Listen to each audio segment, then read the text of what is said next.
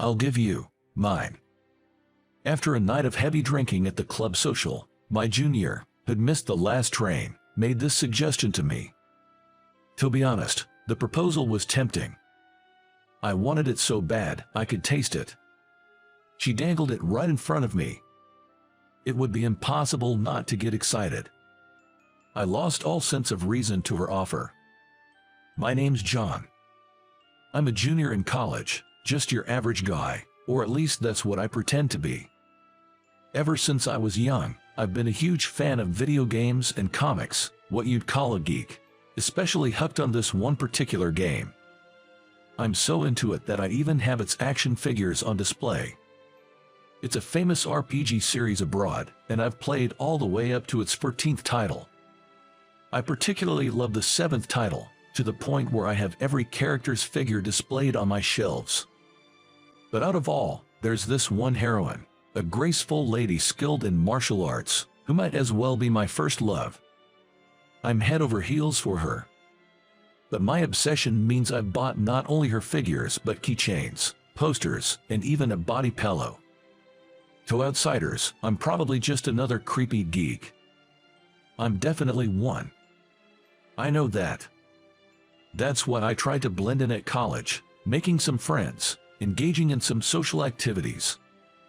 I'm worried that I'll be suspected of being a geek if I don't join a circle and go home immediately.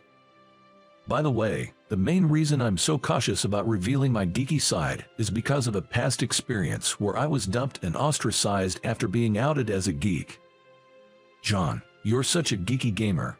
Get real. Those words from my ex-girlfriend still haunt me. Why does everyone think geeks can't face reality? I believe it's wonderful to appreciate and support what or who you love, even while acknowledging reality. But society can be tough on geeks, so I pretend to be just another college student. The club I joined is a fashion and craft club. It's mainly focused on creating clothes and accessories. It might sound girly, but surprisingly, there are a lot of guys. I joined because I wanted to make clothes for my favorite plush toys. Most members prefer to work quietly, which suits me. That's what I thought. Then, my peaceful routine was disrupted by a new member. I first noticed that junior when I was in my junior year. A new girl joined our club. Her name was Madison. Madison was as cute as her name suggests, with a ponytail that suited her so well. And she had quite the figure. You know the term bombshell? Well, that was her. She had a large bust, a toned stomach, and a big behind. She resembled the character I adore in terms of physique, although their hairstyles were different. If that character existed in real life, she would have probably looked like Madison. That's why I was sort of interested in her, but unfortunately, her personality was very different. While my favorite character is somewhat feisty, Madison is many times more so. She might be what some call she's hot and cold, but to me, she only has the cold part and none of the hot. You're making clothes for stuffed animals again. Why don't you add more frills or something?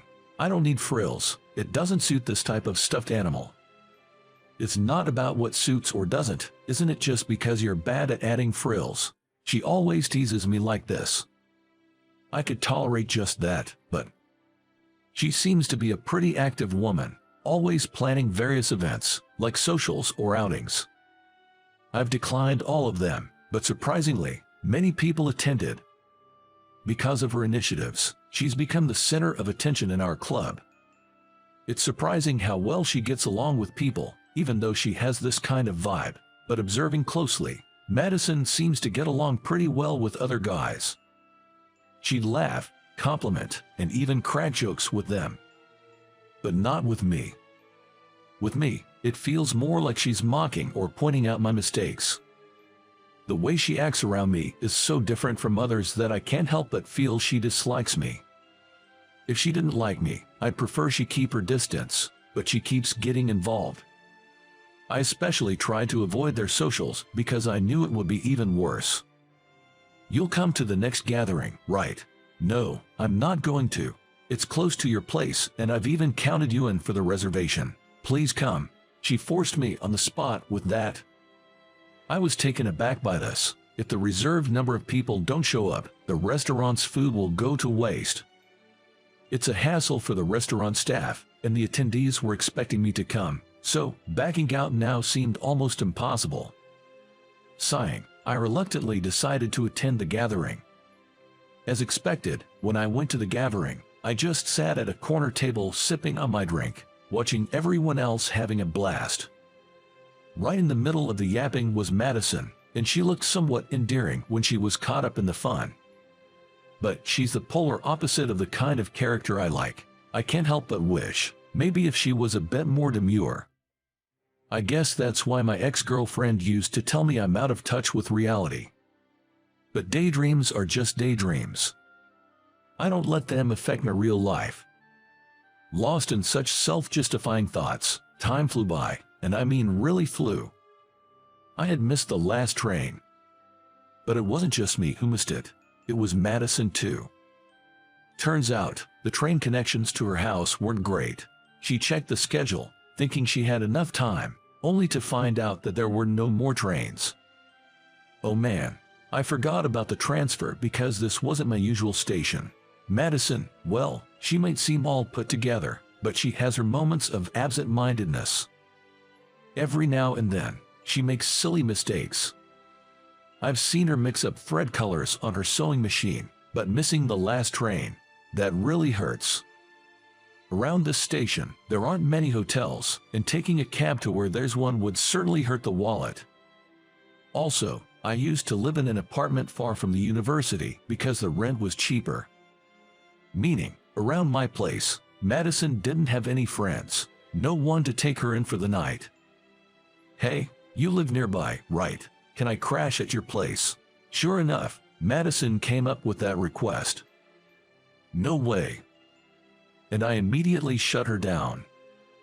I really don't want her finding out I'm a geek. Beyond that, letting a woman into my room makes me think twice. Not that I have any ulterior motives, but it's Madison we're talking about. If she, popular not just in our club, but all over the campus, spreads the word that he's head over heels for a video game character, my college life would be over. With no other option, I, who wasn't that drunk yet, tried to find a hotel with vacancies, but they were all booked. Why does it always happen like this? I thought, weighing my options. Do I risk exposing my geeky side and let her stay, or do I leave her be? Actually, there wasn't a choice. Madison is beautiful. And I can't just leave her out here, intoxicated as she is. If I did, I'd lose something fundamental about being human. I just couldn't do that to her. I'll let you stay, but don't go snooping around my room too much. Do you have some adult magazines or something? No, I don't. Joking like that, we began walking. Luckily, my place is really nearby, so even a tipsy Madison could make it there. I guess I've got no choice but to bite the bullet now. Reluctantly, I let Madison into my room. Every nook and cranny of my room is filled with action figures, merchandise, posters, and some slightly nasty wall art. Honestly, I wouldn't want to let any girl see this mess. It's pretty awkward.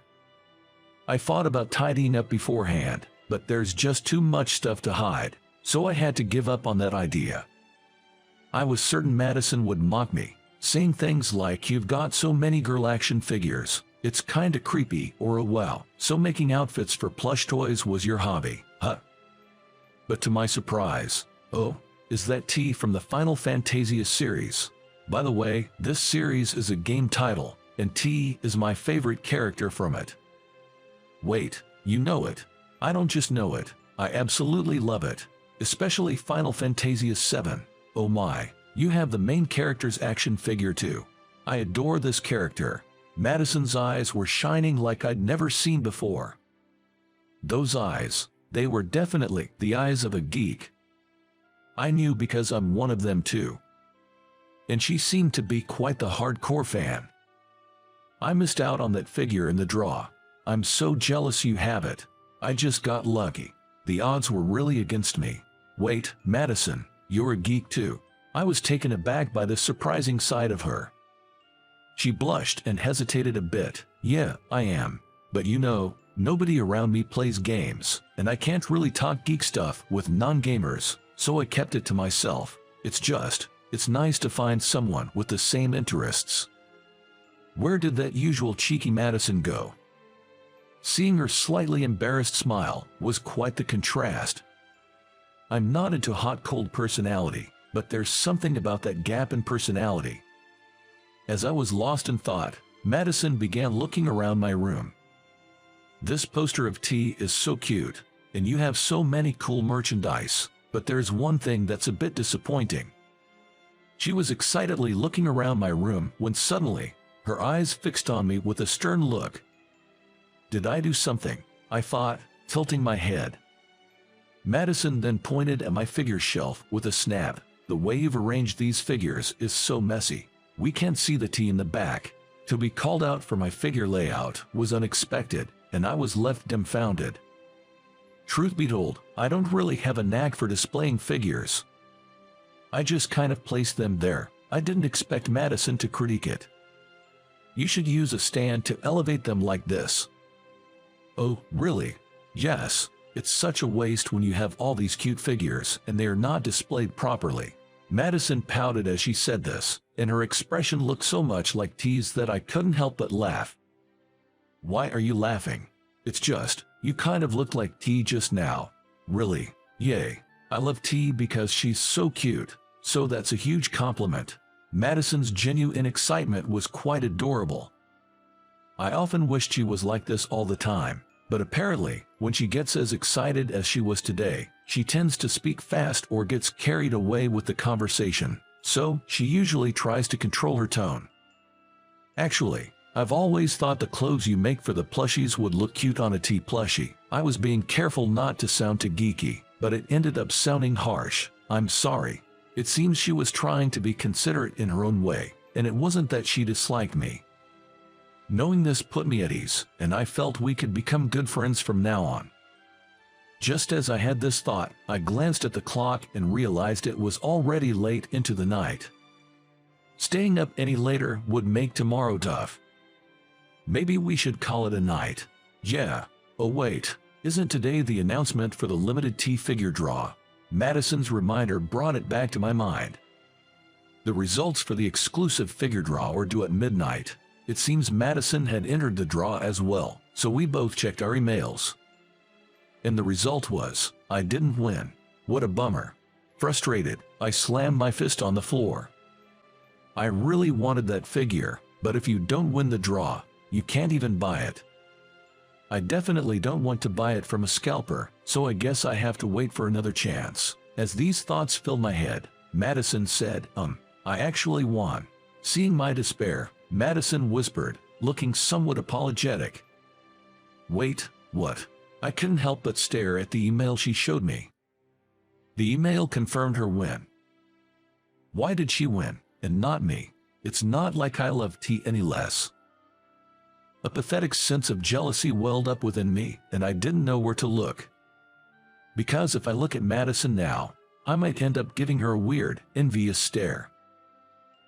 John. What? If you want, I can give you my winning ticket. Wait, what? I ended up repeating myself, but I eagerly asked Madison about her offer. Madison replied with a smile. You should be the one to get it since you're a bigger fan of T. Plus, consider it a thank you for letting me stay over. Are you serious? Thank you. Please, please let me have it. I felt as if an angel had descended upon me and was so grateful to Madison. Being a fan without many like-minded friends, I rarely get such help. In my overwhelming emotion, I even got on my knees to thank her right then and there. I was so thrilled about getting the T figure that I couldn't contain my excitement. Seeing me like that, Madison laughed and said, but there's a catch. A catch. Come with me to the next Final Fantasia event.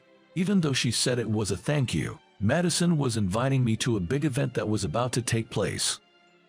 Apparently, she was too shy to go alone, but really wanted to attend and was looking for someone to accompany her.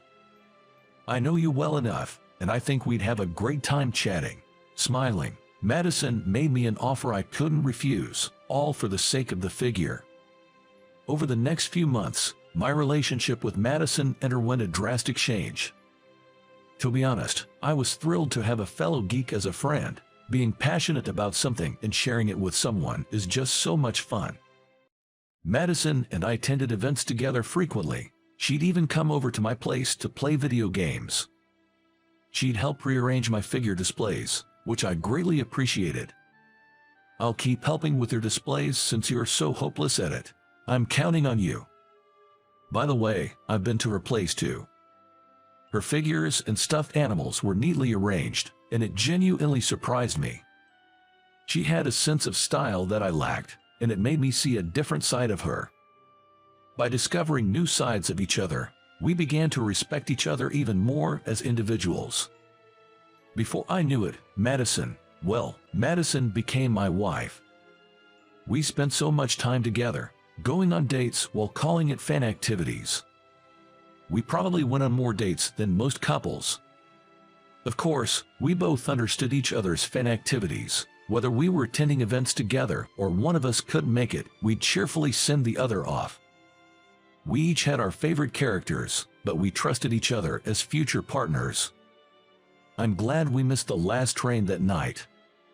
Today, while playing a game together, Madison mentioned that, indeed, if we hadn't missed that train, we might not be together like this. Life is unpredictable. You never know what might set things in motion. But whatever the reason, if I am happy with the life that has come to me, I want to cherish that happiness forever. People might laugh at our geeky hobbies, but in a way, they were the connection that brought Madison and me together. Without our shared interests, we wouldn't have become a couple, let alone husband and wife. That's what I now wear my hobbies with pride. Lost in these thoughts, Madison unleashed her special move, and I lost the game. Honestly, I can never beat Madison, not in real life nor in games. While it's frustrating to lose, seeing Madison cheerfully exclaiming, "Yes, I won," makes it somewhat okay.